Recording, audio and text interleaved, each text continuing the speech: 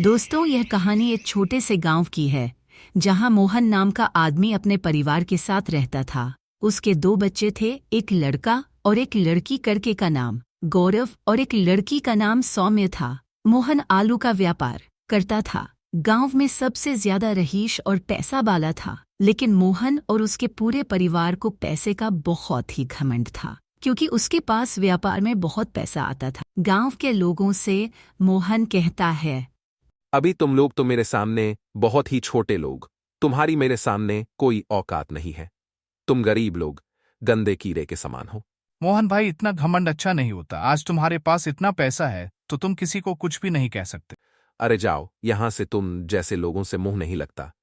और ऐसे ही मोहन के बच्चे भी गांव वालों से गलत व्यवहार करते थे, जिसमें बहुत ही घमंड दिखता था। सभी गांव वाले मोहन के घमंड से बहुत परेशान हो गए, क्योंकि किसी को भी कुछ भी बोल देता था। उसका दिन पर दिन घमंड बढ़ता ही जा रहा था। तब एक दिन अचानक से उसके व्यापार में घाटा हो गया, और जो उसने बैंक से कर्ज लिया था वह भी नहीं चुका पा रहा था। वह बहुत ही गरीब सा हो गया था। उसका घर भी बिक चुका था।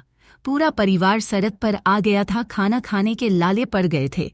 तभी गांव वाले उसके पास आते हैं तो कहते हैं, हमने आपसे पहले कहा था कि घमंड अच्छा नहीं होता। आपकी तो हालत हमसे भी ज्यादा खराब हो गई है। भाई मुझे माफ कर देना, मैंने आप लोगों का बहुत ही दिल दुखाया है।